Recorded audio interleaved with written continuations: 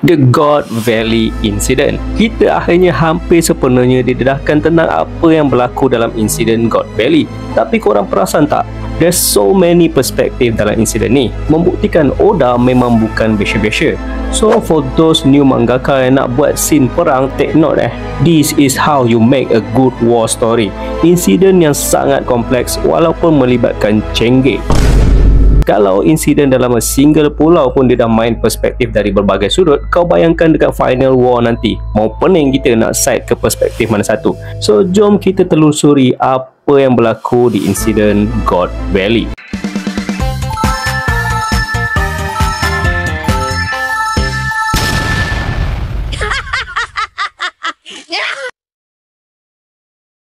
Okey, kita mulakan dengan perspektif yang poorly jahat lah. World Government. It all begins apabila Sen Vigalin Galing yang telah singgah seketika di Pulau God Valley, yes, that seketika, end up melahirkan Shanks dan Shamrock setahun kemudian guys.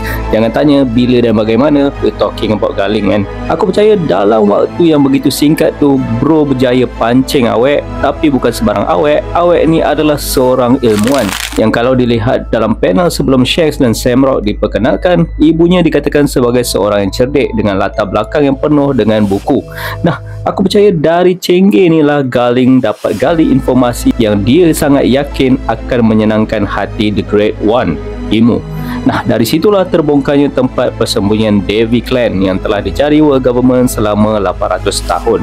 Nama God Valley itu sendiri mungkin mengambil inspirasi dari Valley of the Kings atau terjemahannya sebagai Lembah Raja-Raja, satu kawasan arkeologi di dunia nyata di kawasan Mesir yang menempatkan kuburan-kuburan Fir'aun yang telah memerintah Mesir kuno pada zamannya. God Valley pula menempatkan kuburan Clan D, tapi bukan sebarang Clan D, sebaliknya Davy D. Jones, yang mana legenda dia telah memberi pengaruh besar kepada bidang perlanunan di planet biru. Sampaikan ada orang yang percaya dia masih hidup sehingga kini di dasar laut setelah disumpah oleh syaitan. Dan dari situlah bermulanya legenda Davy Jones Loka bermula, di mana segala kapal dan harta karun yang jatuh tenggelam di dalam laut dianggap telah kembali dan disimpan ke dalam loka Davy Jones. Dan dari situ jugalah terciptanya permainan Davy Backfight antara Lanon yang menghalalkan Lanon untuk merampas harta karun maupun kru sesama sendiri.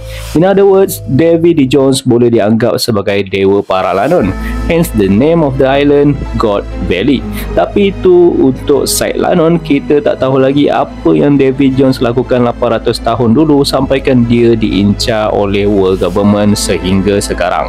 Selain menempatkan keturunan Davy yang atas sesuatu sebab dibenci di kalangan Celestial Dragon, God Valley juga dikatakan mempunyai abundance of resource yang tidak dinyatakan secara spesifik. Tapi kita sedia maklum, sumber alam memang menjadi keperluan bagi Marijoa, sebuah tanah tandus yang lack of resource. Sampaikan hutan pun dibuat secara artifisial dekat sana mat. Tu yang bila Bondola diorang kena sekat dengan revolution, terus diorang kebuluh ke atas tu. Nak ditambah haji lagi, God Valley tak mau menjadi ally kepada World Government, dan World Government sendiri ada tradisi permainan menghambat penduduk tempatan setiap 3 tahun. Nah, memang ngam sudah tu jadi alasan 4-in-1 God Valley jadi next target kan. Bah, kita dah pandang dari perspektif pemangsa, kita sambung melalui perspektif mangsanya pula, The Rabbits. Apa yang berlaku di insiden God Valley pertama kali diceritakan secara detail actually adalah melalui perspektif salah seorang rabbit itu sendiri, iaitu melalui flashback Kuma pada chapter 1095. Walaupun dalam beberapa chapter tersebut ada beberapa elemen dalam peristiwa tersebut agak bercanggah dari apa yang didedahkan pada chapter terbaru seperti Kuju dan Shaki sebagai hadiah utama permainan tersebut, kotak harta karun yang sebenarnya ada 9 buah bukan 6, dan Clan Devi yang dipertontonkan di khalayak Celestial Dragon.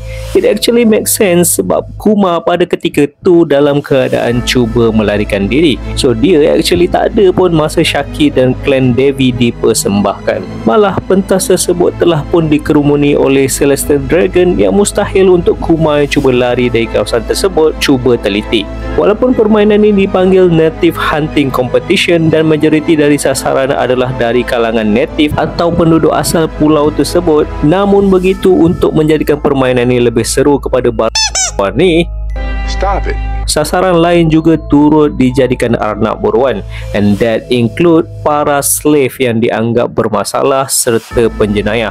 Diorang semua ni punya misi adalah just to survive selama 3 minggu. Sadly, aku terpaksa letak tanda kutip kat perkataan survive ni kerana realitinya this is 100% impossible most of the time. Namun begitu, kalau kita tengok semua individu-individu yang telah merempuh masuk dan menjadi key player dalam insiden ni yang aku tunjuk di awal video, of course something huge will bound to happen. Tapi syarat untuk Rabbit yang boleh dikatakan paling function dalam game ni kini, kerana informasi yang dibocorkan dialah yang end up mencetuskan segala bala bencana yang bakal menggegarkan God Valley kemudiannya. Nah, di antara banyak-banyak penduduk asal God Valley yang menjadi buruan kepada permainan kejam ni, ada satu yang menjadi key player dalam insiden God Valley. Siapa lagi kalau bukan Rox D. Zebek, atau nama asalnya Davy D. Zebek.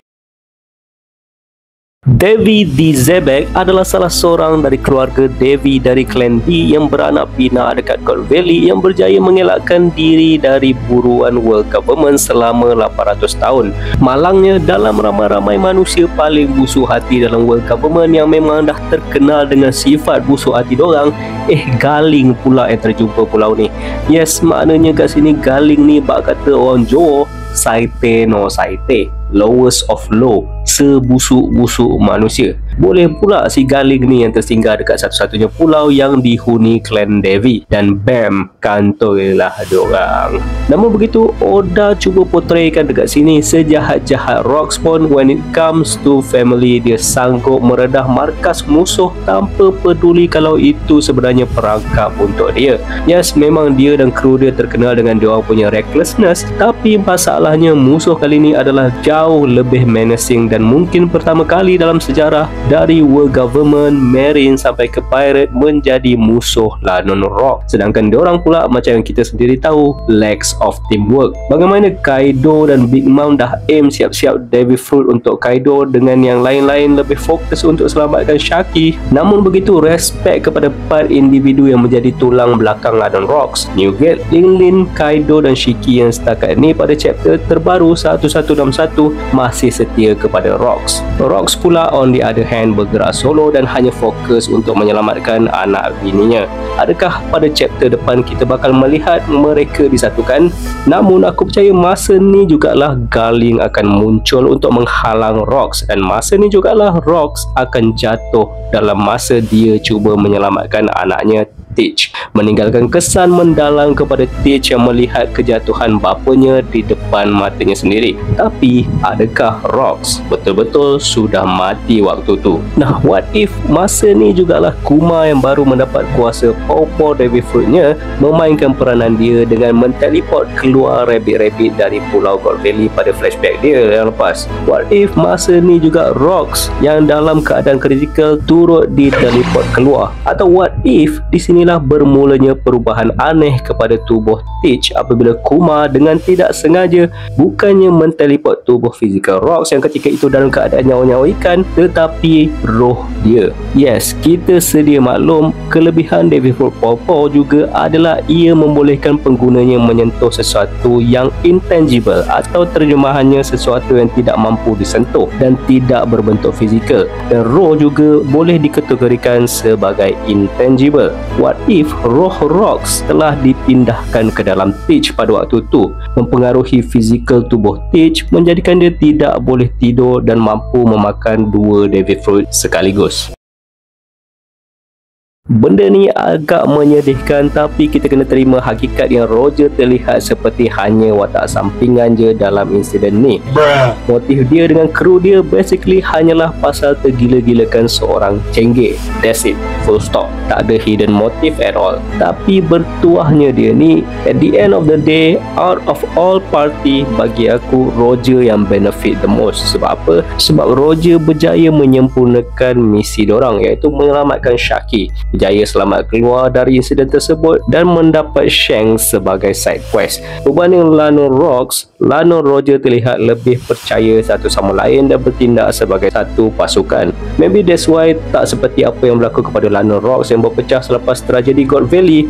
Lano Roger instead menjadi Lanon paling ternama di universe One Piece. Namun begitu, ada satu sosok yang sangat obses dengan Roger atas dasar yang kita belum didedahkan, which bawa kita ke perspektif seterusnya, perspektif Garp. Garp seperti yang ditunjukkan awalnya tidak berminat sama sekali tentang apa yang berlaku di God Valley, walaupun dia tahu Rocks juga telah datang ke sana melalui info yang dibocorkan gini. Namun begitu, nak menunjukkan betapa obsesnya dia ni dengan Roger, sejurus je dia dengar Roger juga turun padang, terus dia menggerabah tak tentu pasal. Kalau kita tengok gelagat ni, aku percaya Garp sangat mirip dengan Smoker yang sentiasa mengajar Luffy sampai ke New World. Bukan kerana kejahatan yang dilakukan Luffy, tapi kerana kelakuan Luffy yang sangat janggal berbanding lanon-lanon tipikal lain yang telah menarik perhatiannya. The one married that actually berpegang kepada justice dalam insiden ni actually hanyalah Monkey D. Dragon, yang pada waktu tu hanyalah seorang kadet yang baru tidak lama menyertai Marine. Bro dah habis cuba fikir positif untuk menjustify apa yang dilakukan Marine, namun bro tahu whatever they do that day is not justice. So Dragon end up menyasar dari misi yang diberikan kepadanya dan cuba menyelamatkan seberapa banyak mangsa yang boleh, sehinggalah dia berjumpa dengan ibu kepada dua baby kembar, Shanks dan Shamrock. Maka misinya beralih kepada untuk menyelamatkan dua baby yang bakal menjadi kanak-kanak yang ditakdirkan tersebut. Tapi malangnya, Shamrock sempat dirampas semula oleh salah seorang Holy Knight. So, God Valley sudah hampir kepada penamatnya. Tapi ada satu lagi misteri besar yang belum dirungkaikan, iaitu mengapa peristiwa ni cuba dikuburkan sampaikan pulau God Valley itu sendiri telah dilenyapkan dari peta dunia One Piece. Padahal diorang dah berjaya hapuskan Rocks pada waktu tu. Adakah satu lagi perkara besar bakal terungkap di akhir insiden God Valley ni? Sama-sama kita nantikan di chapter seterusnya. Jadi apa pendapat korang? Kalau korang ada teori yang menarik atau ingin kongsikan sesuatu, jangan malu-malu untuk like, komen dan subscribe video dan channel ni. Kita jumpa lagi di Laugh Tale.